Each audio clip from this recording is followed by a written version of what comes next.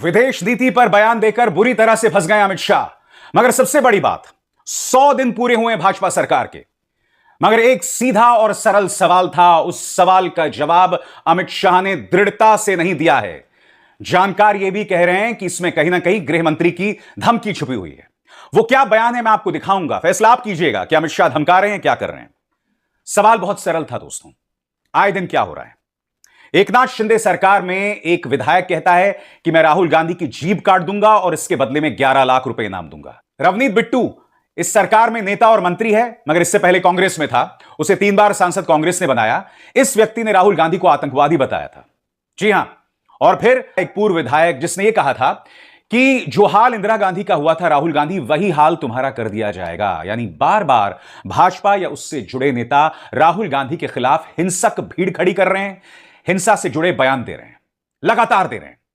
यही सवाल एक पत्रकार ने कहा था कि रवनीत बिट्टू ने जो बयान दिया, सवाल पूरा भी नहीं कर पाया था वो। मगर देखिएगा, अमित शाह ने इसका जवाब नहीं दिया। और ना सिर्फ जवाब नहीं दिया, यह कहा कि मैं तुम्हारे इस सवाल का जवाब दृढ़ता से नहीं दूंगा।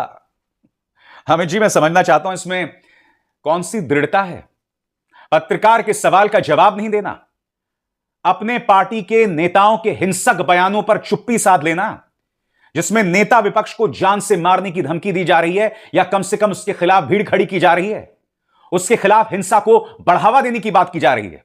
सुनिए अमित शाह ने क्या कहा। केंद्रीय मंत्री रवनीत बिट्टू जी ने प्रतिपक्ष के नेता राहुल गांधी को आतंक। आप पॉलिटिकल सवाल की दिशा में न जाइए, मैं दृढ़ता से नहीं जवाब दूंगा। बार बार कहना पड़े अच्छा नहीं लगता है। सबसे पहले मैं समझना चाहता हूं इसमें क्या दृढ़ता है। अमित जी, आपके सामने तो अमित शाह, वैसे भी पत्रकार थर थर कांपते हैं। आपसे सवाल पूछने की किसी में हिम्मत नहीं होती है। आपने इनका अंदाजे बयां देखा, आपने अमित शाह की आंखों की हरकत देखी कि मैं दृढ़ता से आपके सवाल का जवाब नहीं दूंगा। और अगर एक और पत्रकार यह सवाल पूछ लेता तब आप क्या करते। आप सिर्फ एक पार्टी के नेता नहीं हैं अमित जी, पूरे सम्मान के साथ कहना चाहूंगा, आप देश के गृह मंत्री हैं। देश के गृह मंत्री की जिम्मेदारी होती है लॉ एंड ऑर्डर की। यहां पर राहुल गांधी जो कि नेता प्रतिपक्ष हैं, उनके खिलाफ लगातार भीड़ खड़ी की जा रही है, लगातार अनर्गल बयान दिए जा रहे हैं, बार बार दिए जा रहे हैं। और प्रधानमंत्री क्या कहते हैं, मेरा मजाक उड़ाया जा रहा है। अगर प्रधानमंत्री का मजाक उड़ाया जा रहा है तो राहुल गांधी, जिनका आप पहले मजाक उड़ाते थे, अब उनके खिलाफ न सिर्फ झूठ बोला जाता है, दुष्प्रचार किया जाता है, बल्कि जान से मारने की धमकी दी जा रही है। मैं आपसे एक सवाल पूछना चाहता हूं, रवनीत बिट्टू, तरविंदर मारवा या फिर वो गायकवाड़ के खिलाफ एफआईआर इसलिए दर्ज हुई क्योंकि वहां पर कांग्रेस के नेता पहुंचे और बुल्ढाना के एक पुलिस स्टेशन में उन्होंने प्रदर्शन किया। मगर सीधा और सरल सवाल, रवनीत बिट्टू पर कोई एक्शन होगा जिसने राहुल गांधी को आतंकवादी बताया, या फिर भाजपा का नेता जिसने खुलकर एक मंच पर कहा कि जो हाल तुम्हारी दादी का कर दिया गया वही हाल तुम्हारा किया जाएगा। अमित शाह आप इस मुद्दे पर चुप नहीं रह सकते हैं। और माफ कीजिएगा, इसमें किसी भी किस्म की दृढ़ता नहीं है, कोई साहस, कोई वीरता, कोई शौर्य नहीं है। पत्रकार अगर सवाल पूछ रहा है और वो बहुत ही सामान्य सवाल पूछ रहा है तो उन सवालों के जवाब देने में कोई साहस नहीं है। मजा तो तब आएगा अमित जी अगर आप मेरे सवालों का जवाब दें, मेरे सामने बैठें और मैं पूरे सम्मान के साथ आपसे सवाल करूंगा। जी हां, उम्मीद है मेरे सवालों से आपको अपनी सरकार के लिए कुछ नई दिशा भी मिल जाएगी, क्योंकि इस तीसरे कार्यकाल में भी भारतीय जनता पार्टी की वही हरकतें जारी हैं, क्योंकि भाजपा कहीं ना कहीं राजनेताओं की लालच को समझता है, अपने सहयोगियों की लालच को समझता है। सब अपनी कुर्सी बचाना चाहते हैं, इसलिए भारतीय जनता पार्टी अनर्गल बयान देते रहे, कुछ भी करते रहे, कोई अंकुश नहीं है।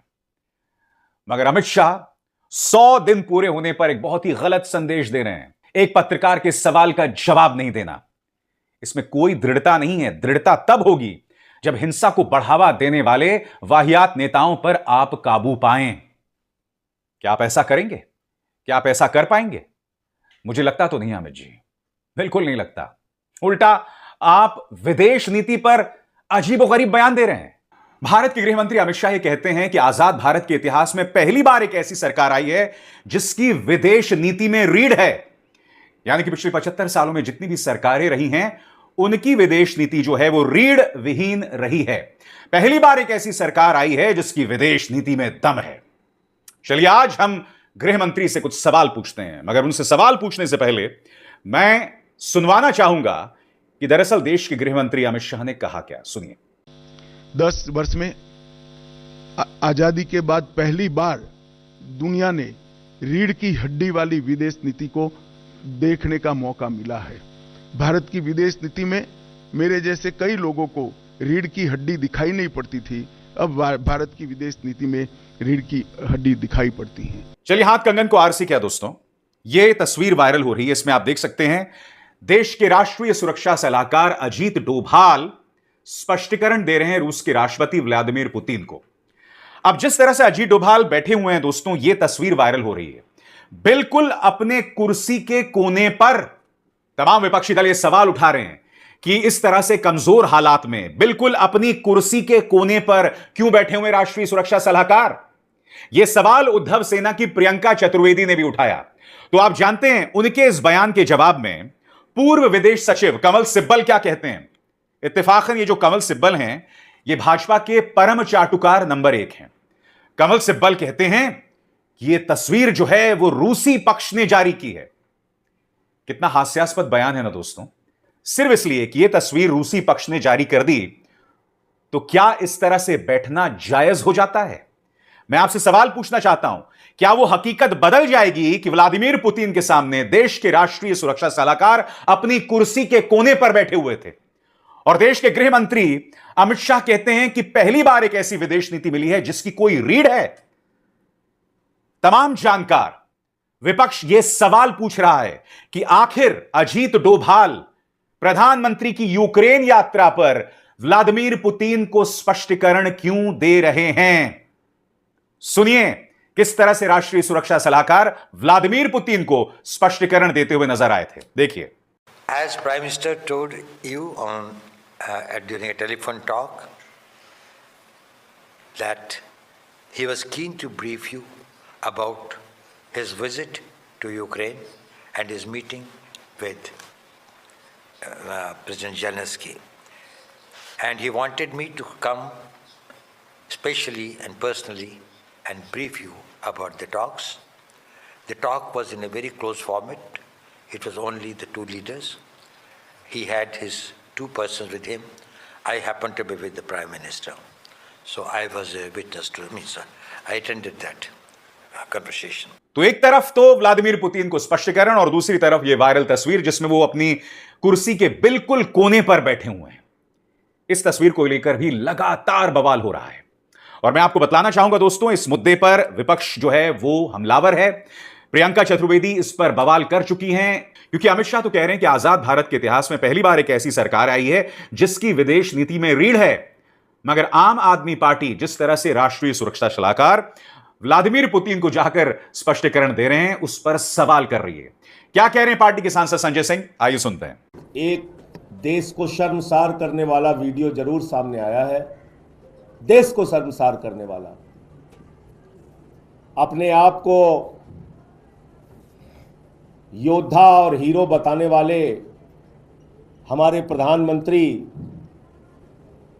के जो सुरक्षा सलाहकार हैं वो जाकर पुतिन को सफाई दे रहे हैं। कितना शर्मनाक वीडियो है। उस वीडियो को देखकर एक एक भारतीय का सिर शर्म से झुक गया। दुनिया के सबसे बड़े लोकतंत्र का प्रधानमंत्री, भारत के प्रधानमंत्री किसी भी देश की यात्रा करने जाएं तो वो भारत के प्रधानमंत्री हैं, 144 करोड़ लोगों के प्रधानमंत्री हैं। पहले कहते थे यूक्रेन रसिया की लड़ाई, उनका युद्ध पापा ने रुकवा दिया। अब यूक्रेन पापा चले गए तो उसकी सफाई दे रहे हैं पुतिन को जाके। बहुत ही शर्मनाक वीडियो है।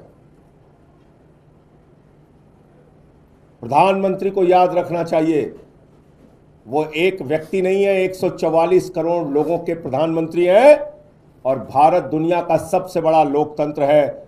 इसके सिर को शर्म से ऐसे झुकाने का काम मत कीजिए। दोस्तों, मुद्दा सिर्फ यह नहीं है। यहां पर तो आप देख सकते हैं किस तरह से राष्ट्रीय सुरक्षा सलाहकार व्लादिमीर पुतिन को जाकर स्पष्टीकरण दे रहे हैं। आपको याद है प्रधानमंत्री जब यूक्रेन गए थे, जब इस तरह से उन्होंने जेलेंस्की को गले लगाया था, तब आपको याद है ना जेलेंस्की ने भारत को क्या ताना मारा था। भारत को कहा था कि आप रूस से तेल आयात करना बंद करें, आयात करना बंद करें, यह युद्ध खुद ब खुद रुक जाएगा। ज़ेलेंस्की इस तरह से भारत को ताना मार रहे थे और बार बार ताना मार रहे थे, भारत और रूस के रिश्तों पे लगातार ताना मार रहे थे। मैं आपसे एक सवाल पूछना चाहता हूं, अगर हमारी एक ऐसी विदेश नीति है जिसकी रीढ़ है, तो क्या जरूरत पड़ रही है राष्ट्रीय सुरक्षा सलाहकार को इस तरह से व्लादिमीर पुतिन को जाकर स्पष्टीकरण देने की? आखिर क्या वजह है कि ज़ेलेंस्की हमें इस तरह से ताना मारते हैं? चलिए वो बात भूल जाइए, इस खबर को देखिए दोस्तों, इंडियन एक्सप्रेस के पहले पन्ने पर छपी है। यह खबर जानते हैं क्या कहती है? ईरान के जो सुप्रीम शासक हैं, जिनका नाम है सैयद अली हुसैनी खमेनी, उन्होंने बताया है कि भारत एक ऐसी जगह है जहां मुसलमान जो है यातना सह रहा है। खबर यह कह रही है, Iran lists India as a place where Muslims suffer, Delhi says unacceptable. विदेश मंत्रालय ने कहा है कि ईरान के सुप्रीम शासक की इस टिप्पणी को हम बर्दाश्त नहीं करेंगे। मैं आपसे पूछना चाहता हूं, अगर हमारी विदेश नीति इतनी मजबूत है, अगर हमारी विदेश नीति की इतनी रीढ़ है, तो मध्य पूर्व से इस तरह की आवाजें क्यों आ रही हैं? सबसे बड़ी बात, विदेश मंत्रालय कह रहा है कि हम ईरान के सुप्रीम शासक की इस टिप्पणी को बर्दाश्त नहीं करेंगे, मगर भाजपा की इस प्रवक्ता को बाहर भी तो भाजपा ने निकाला था। जब नुपुर शर्मा ने हजरत मोहम्मद साहब के बारे में आपत्तिजनक बात कही थी, तब आप ही ने तो इन्हें प्रवक्ता के पद से हटाया था। क्यों? क्योंकि मध्य पूर्व में बवाल हो रहा था। अंबानी, अडानी और रामदेव के बिजनेस इंटरेस्ट पर असर पड़ रहा था, उनके व्यापारिक हितों पर असर पड़ रहा था। नतीजा, भाजपा सरकार ने अपनी प्रवक्ता नुपुर शर्मा को हटा दिया। भारतीय जनता पार्टी में पूरी फहरिस्त है नेताओं की जो मुसलमानों के खिलाफ बयान देते हैं। हेमंत बिस्व शर्मा हैं, गिरिराज सिंह हैं, स्वयं प्रधानमंत्री नरेंद्र मोदी ने उन्हें घुसपैठिया बताया था, ज्यादा बच्चा पैदा करने वाले बताया था। तो शुरू से लेकर अंत तक भाजपा में पूरी एक फहरिस्त है जो लगातार मुसलमानों को गाली देती रहती है। आपने खुद अपनी एक प्रवक्ता नुपुर शर्मा को बाहर का रास्ता दिखलाया था। तो सबसे बड़ी बात, अगर ईरान के सुप्रीम शासक ये बयान दे रहे हैं, तो विदेश मंत्रालय को मिर्ची क्यों लग रही है? विदेश मंत्रालय ने खुद अपने बयान में नुपुर शर्मा के बारे में कहा था कि हाशिए पर बैठे कुछ नेता इस तरह के बयानात देते हैं। फ्रिंज एलिमेंट बताया था आपने नुपुर शर्मा को, जबकि यह आपकी राष्ट्रीय प्रवक्ता हुआ करती थी। और ईरान के सुप्रीम शासक खमेनी के जवाब में भारतीय विदेश मंत्रालय ने बहुत माकूल जवाब दिया है। यह कहा है कि पहले ईरान अपने गिरेबान में झांक कर देखे, यह देखे कि वह अपने अल्पसंख्यकों और अपनी माइनॉरिटीज के साथ क्या करता है। मगर आपको खुद से यह पूछना पड़ेगा कि ऐसी नौबत क्यों आई कि ईरान के जो सुप्रीम शासक हैं वो भारत के मुसलमानों पर टिप्पणी कर रहे हैं। यह सवाल भी तो पूछा जाएगा ना कि ऐसी नौबत ही क्यों आई। आजाद भारत के इतिहास में इससे पहले तो ऐसा कभी नहीं हुआ, क्योंकि जब आप यह कहते हैं कि हमारी विदेश नीति में रीढ़ है, तो हमें अपनी आंतरिक नीति यानी कि देश के अंदर क्या चल रहा है उसको लेकर एक माकूल तस्वीर पेश करनी पड़ेगी। मगर अगर हमारे ही नेता मुसलमानों को घुसपैठिया, ज्यादा बच्चा पैदा करने वाला, शमशान वर्सेस कब्रिस्तान करते रहेंगे, तो स्वाभाविक सी बात है विदेश में बैठे लोगों को मौका मिलेगा हम पर टिप्पणी करने का। और मुद्दा सिर्फ ईरान के सुप्रीम शासक का नहीं है, इसी तरह की टिप्पणी अमेरिकी विदेश मंत्रालय ने की है, ब्रितानी विदेश मंत्रालय की तरफ से भी इसी तरह के संकेत आए हैं। सबसे बड़ी बात, जर्मन विदेश मंत्रालय ने भी भारत के आंतरिक मामलों में दखल देने वाली बातें कही हैं। तो कितनों का मुंह बंद कीजिएगा? सवाल उठेगा ना, जवाब तो मांगा जाएगा। हकीकत यह है दोस्तों कि देश के गृह मंत्री अमित शाह बेशक यह बात कह रहे हैं कि आजाद भारत के इतिहास में पहली बार एक ऐसी विदेश नीति आई है जिसकी रीढ़ है, मगर विदेश मंत्रालय इस कदर सवालों के घेरे में नहीं रहा था। यह है देश के विदेश मंत्री एस जयशंकर। इनकी काबिलियत यह है कि ये अवसरवादी हैं, अच्छी अंग्रेजी बोल लेते हैं। मैं आपको याद दिलाना चाहूंगा, एएनआई को दिए गए इंटरव्यू में इन्होंने कहा था कि हम चीन से कैसे मुकाबला करेंगे, वो हमसे बड़ी अर्थव्यवस्था है। यह है भारत की विदेश नीति की ताकत। जहां देश का विदेश मंत्री यह कह रहा है कि हम चीन से कैसे मुकाबला करेंगे, वो तो हमसे बड़े हैं। याद है कि भूल गए आप? सुनिए। Look, they are the bigger economy. I mean, what am I going to do? As a smaller economy, I'm going to go pick a fight with a bigger economy. It's not a question of reactive, it's a question of having common. और हकीकत यह है दोस्तों कि विदेश मंत्री S Jaishankar सुधरने का नाम नहीं ले रहे। उनका ताजा बयान आपकी स्क्रीन पर, दो ताजा बयान है, दोनों चीन पर, और दोनों बयान आपत्तिजनक है। पहला बयान, भारत ने चीन के साथ व्यापार के दरवाजे बंद नहीं किए हैं। चीन दुनिया की दूसरी बड़ी अर्थव्यवस्था है, इसीलिए कोई भी देश यह नहीं बोल सकता कि वो चीन के साथ व्यापार नहीं करेगा। पहले विदेश मंत्री ये कहते हैं कि हम चीन के साथ कैसे मुकाबला करेंगे, वो तो हमसे बड़े हैं। अब ये कह रहे हैं हम उनके साथ व्यापार नहीं बंद कर सकते। तो मैं आपसे सवाल पूछना चाहता हूं, आप राष्ट्रवाद के मुद्दे पर अक्सर विपक्ष पर हमला क्यों बोलते हैं? गालवान में हमारे 20 जवान शहीद हो गए थे। क्या एस जयशंकर इस बात को भूल गए हैं? और एस जयशंकर के इस बयान पर कांग्रेस ने करारा प्रहार किया है। सुप्रिया श्रीनेत का बयान आपके स्क्रीन पर। आपने तो चीन को सबसे बड़ा व्यापार पार्टनर बनाया, आंख में धूल झोंकने के लिए टिकटॉक बैन किया और चीन पर हमारी निर्भरता को बढ़ाया। आपने तो यह भी कहा कि चीन बड़ी अर्थव्यवस्था है, हम छोटी अर्थव्यवस्था हैं, हम कैसे कुछ कर सकते हैं। गालवान में जाबाजों की शहादत के बदले चीन को क्लीन चिट दी। हकीकत यह दोस्तों, जब गालवान में हमारे जवान शहीद हुए थे उसके बाद से अब तक प्रधानमंत्री नरेंद्र मोदी के मुंह से चीन शब्द नहीं निकला है। ये वही प्रधानमंत्री हैं जो 2014 से पहले कहा करते थे कि चीन को लाल आंख दिखाना पड़ेगा। और देश के गृह मंत्री का कहते हैं कि पहली बार ऐसी विदेश नीति आई है जिसकी रीढ़ है। मैं आपके सामने एक नहीं 3 मिसालें पेश कर चुका हूं। रूस और यूक्रेन वाली मिसाल, ईरान के सुप्रीम लीडर का बयान और अब चीन को लेकर हमारे विदेश मंत्री एस जयशंकर का बयान। क्या इन तीनों बयानों में, क्या इन तीनों मुद्दों पर आपको भारत की विदेश नीति की रीढ़ कहीं पर दिखाई देती है? और ऐसे में अगर विपक्ष सवाल ना करे तो क्या करे? दोस्तों, अब तक मुझे लगता था कि आजाद भारत के इतिहास के सबसे नाकारा विदेश मंत्री एस.एम. कृष्णा थे, मगर हकीकत यह है दोस्तों कि एस जयशंकर, जिनका इतिहास है विदेश मंत्रालय का, जो चीन और अमेरिका में राजदूत रह चुके हैं, जिनका लंबा चौड़ा तजुर्बा है, बावजूद इसके सबसे ज्यादा डिसअपॉइंटिंग अगर कोई विदेश मंत्री रहे हैं तो एस जयशंकर रहे हैं।